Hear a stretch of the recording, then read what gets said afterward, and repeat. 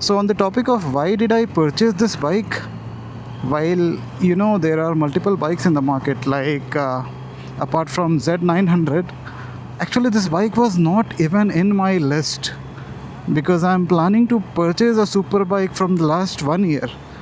And the bike which I had in mind from the beginning was a street triple 765R, to be precise, because RS frankly was out of budget.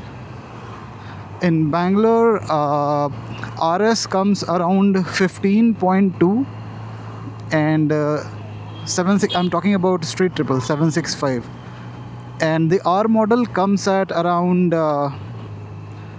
13 roughly. There are a lot of charges which the showroom guys also take. So I'm not sure if that is the same in every state, but yes, in Bangalore, like RC charges, services rendered for registration, 18,000, something like that. I have a price sheet actually. I might attach it in the video what Triumph offered me. So there are a lot of bullshit charges which you will see in Triumph dealership. Kawasaki doesn't have those, so yeah, we are good there. And the other one, which really piqued my heart was CBR650R from Honda. So at the end, the tough competition, or between my mind, is like, which bike should I get? Should I get a CBR650R or a Z900 or a straight triple R? So I'll go one by one why I finally landed on the Z900.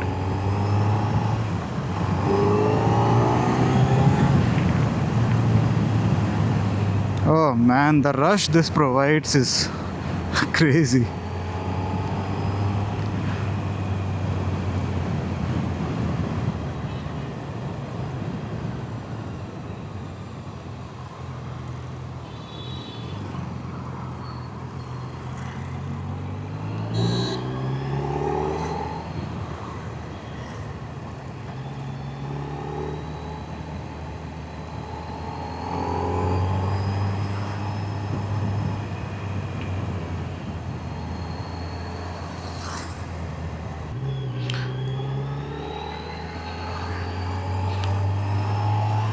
Okay, so let's start one by one. Let's start with straight triple. Why did I wanted to buy straight triple in the first place? So straight triple, as you know, is one of the most famous naked street bikes out there. It is a 765cc inline 3, and what it offers is best of both worlds. You would have heard that inline 4 engine is regarded as the holy grail of biking, right? Everybody loves an inline 4, and there is a good reason to that, because just the sound it makes right now, the sound that I'm hearing, it is worth it. It is worth every penny. But coming to an inline 3, you still get a good sound, and you get a very responsive feedback because it has more torque down in the rev range. Oh, I love tunnels. Downshift and nice. Right, so as I was telling, in the in the lower ranges you get very nice torque band in inline 3, and the best you get right away is in inline 2. So basically what happens in an inline 4 is, the general characteristic of the engine is you get maximum power when you are higher in the rev range. What that means is you have to be revving the hell out of your engine to get that juicy power. Another thing which attracted me towards straight triple was the lightweight. Like, the machine was very lightweight. I think it is around 180 kgs or less, and that is something when it comes to such a powerful machine. So automatically the power to weight ratio will be very huge, and you will feel the rush while driving that bike. It's almost like a KTM of super bikes in a sense. So everything was good, and I had almost finalized my plan to purchase a straight triple. Then the announcement came that Honda is re-releasing CBR650R and CB650 line up into India after I think 4 years. And me, I am a guy who loves Japanese products, like not just now but since my childhood. So I used to love watching anime. I still do watch anime. I work in a Japanese company right now from last 3 years. I almost at my home, most of the product which I can get from a Japanese company are from a Japanese company, because I have seen the way they work, right? And it shows in the quality of their products. So I always wanted to get a Japanese bike. So when Honda launched their CBR650R, and that's a legendary machine right there, so I was obviously tempted. And suddenly Triumph didn't look that good anymore. So I went to the Honda dealership. I went to inquire how much will it cost me, and was it worth taking over on top, over on the street triple. So straight away, one thing disappointed me was lack of a quick shifter. And this year Honda launched their e-clutch technology, so I was very happy that I'll get the e-clutch one, and it would have been awesome to drive in this Bangalore traffic where I have to half clutch every time. But when Honda launched their machine, they only launched the standard variant. They did not launch it with the e-clutch. So that was somewhat disappointing for me. So fast forward, after 6 months of their launch, they ultimately came up with the e-clutch variant into India, and there was an option to get it.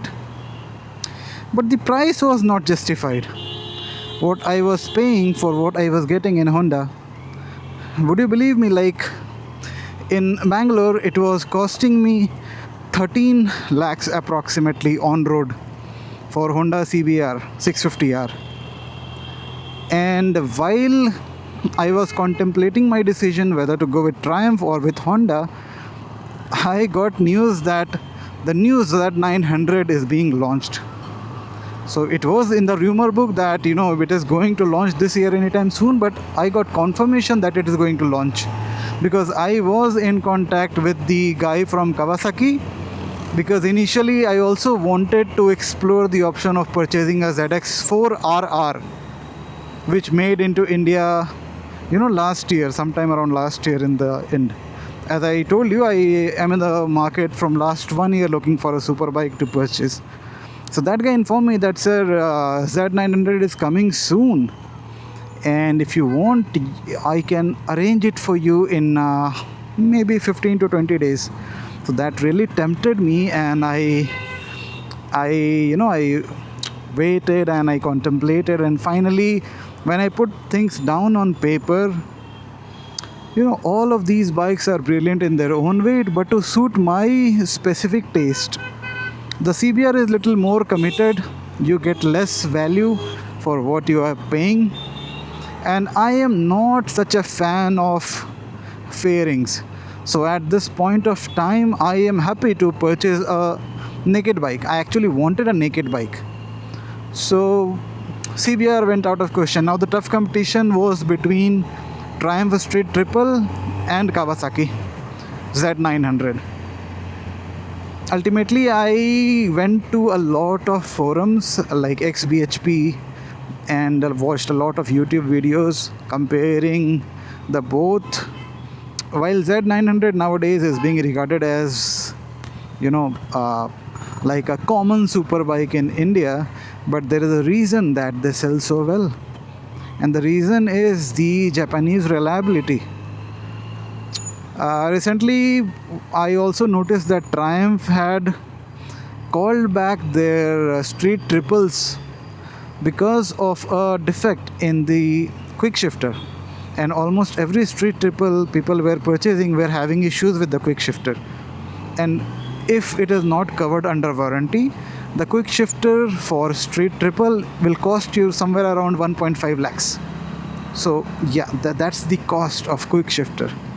Doesn't matter if you spoiled it or it it's got spoiled on its own based on manufacturing defect.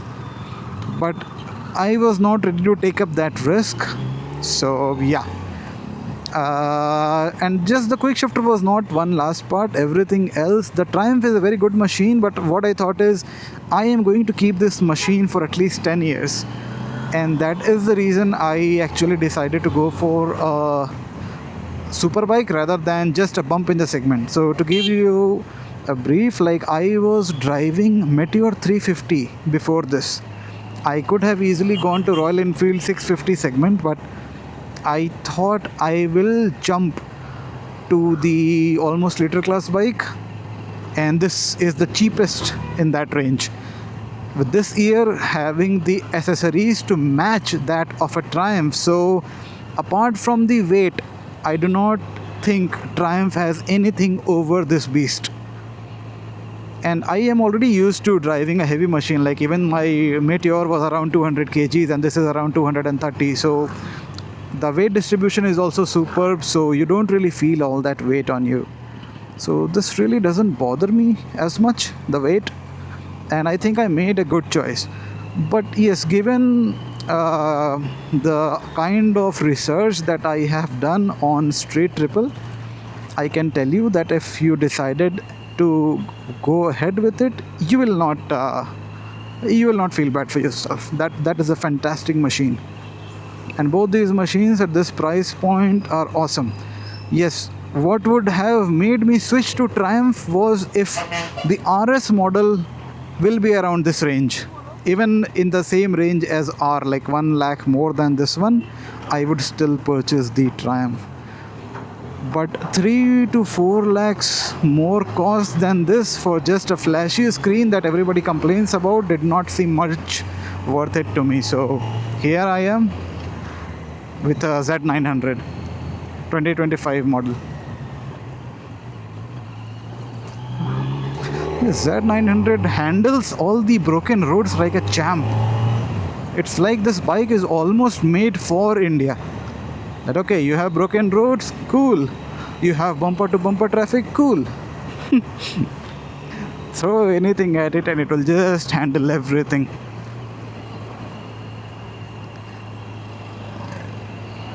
I took it out on one highway which is called the Satellite Town Ring Road, and you know, the ride was amazing because I finally got to experience it on the highway. But these short bursts to office and all are also fun, especially when you have little less traffic and wiggle room in the traffic. I do not like bumper to bumper traffic. I don't think anybody does.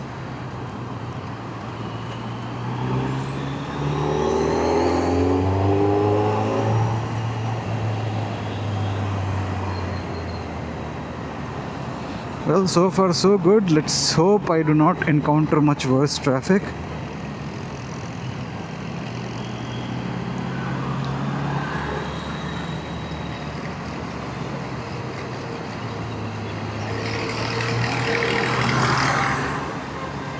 Yeah, one thing I would like to highlight, that if you are looking for a bike which has a full fairing and which will have very less maintenance cost over the years, then Honda is the best machine for that.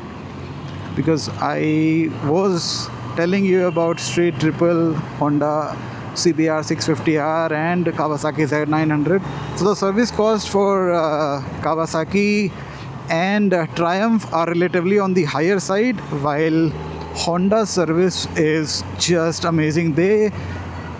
You will not cross, I think, 50,000 rupees in 5 years of your service. However, in this one, you can expect to touch that amount in around 2 or 3 years, depending upon how aggressively you ride the machine. Based on how much I am liking it and how much I am roughing it up, I am thinking, yeah, 2 years I can burn through 50,000 easy. But yeah, that's just me, and I'm not really fan of the fully faired bikes. They do look cool, yes, I even dig that look, but I'm more of a practical guy, and having this one without fairing, which keeps cool in the Bangalore traffic, is what I was looking for. Now coming to this bike, what are all the things which I really love about it? So the first thing that comes to my mind is the heat management.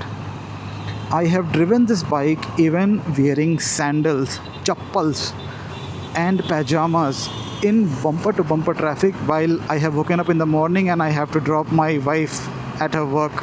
And trust me, it shows in the meter right here that it is around 100 degrees. But you will never feel that temperature. It's like the heat management is so good, they take away the air somewhere else. It doesn't come on your feet, it doesn't come near your thighs. So I don't know where the hot air goes, but it does not bother me. And that is one of the greatest things which I love about this bike. Second thing is, in this easy bumper to bumper traffic, right? If you just blip the throttle, it will obviously go. However, you can easily drive this in traffic without the urge to just throw away the super bike because you are stuck in traffic. I don't know if I am able to make you understand that this bike is actually very ergonomical. Like when you are sitting on it and you are stuck in traffic, it does not bother you much because the engine heat is not that much. Your legs are cool, you are relaxed, and you can easily move this around traffic. You can touch down your legs. Yeah, coming on the seat height, it is actually on the little bit higher side. It comes at around 835, which is even I think 5 more than your Royal Enfield Himalayan, so that's saying something.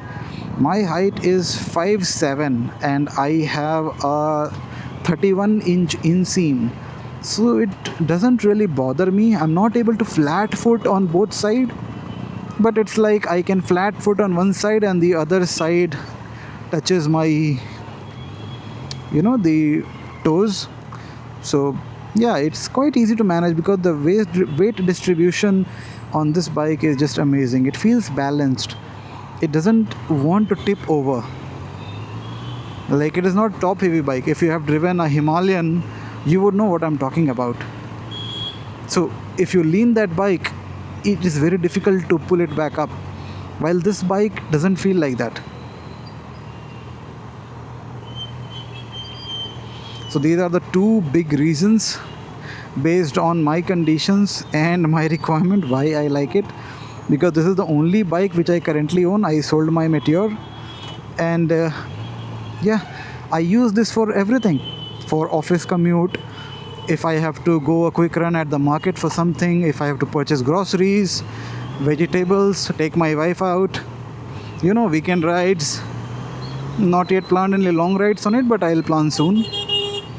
So yeah, this is my one and only bike right now at the moment, and I'm very happy with it.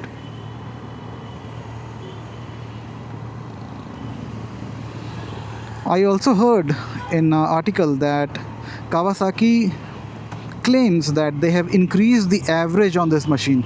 Since I have never owned any previous super bike or Z900 in particular, so I cannot comment there. But as you can see on my screen, I'm getting around 14 kilometer per liter of an average, which is not that bad considering most of this right now what I have driven is in city and under the same circumstance what you are watching right now, peak traffic.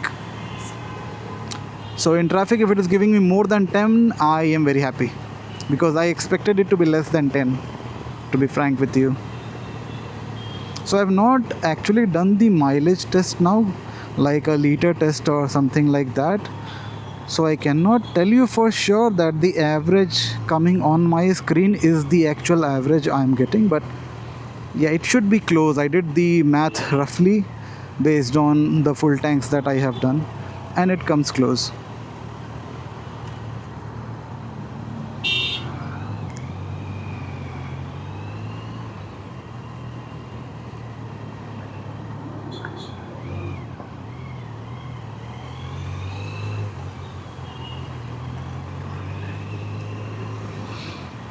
Okay, now let me think of anything which I don't like about this bike. I have just driven it around what is coming on the screen, 376 kilometer to be precise, since I purchased it, and I purchased it around 2 weeks ago. I took it for one medium drive, like 100 kilometers. I just took a highway run and that's it. So yeah, so in this short period I will tell you the things which stood out which I didn't like. Let me think, what are those? Yeah, one thing which coming from Meteor really took me by surprise is the amount of wind that you get on this bike. Oh my god, like if you are driving at 100 kilometers per hour on a highway and if it is windy, you will feel the wind in your whole body, not just on your helmet, which I am usually used to, because on my Meteor there was this big windscreen, but here there is nothing, literally. So everything is just blank and you get the full force of the wind in your face. It is not a really pleasant sensation, but I do get it that it comes in the territory of the naked bikes. But yes, that is something which I really don't like, and I will try and look for a windscreen to solve this issue for me, because I don't know if my mind is not used to such wind pressure or if it is the same for everybody, but I am not able to drive this bike more than 120 or 130 kilometers per hour. It feels like the wind will take me away. And I'm not that much of a light guy. I weight around 75 kgs.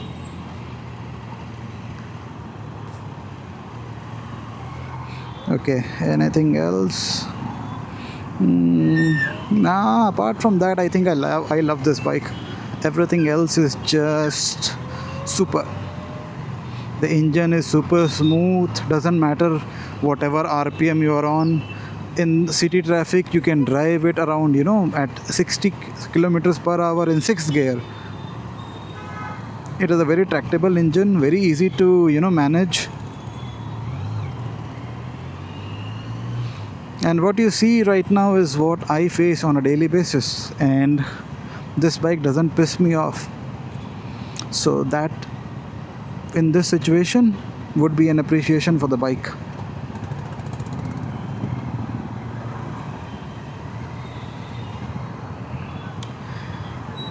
Okay, so I'm about to reach my office, hopefully in the next 5 minutes, given how much traffic I encounter. But yeah, that brings me to an end of this video. So if you have got any questions related to Z900, please post them in the comments. I will be making continuous videos, constant videos on the same topic. So if you are new to the channel, you can subscribe. You know the drill. Alright, see you guys. Bye.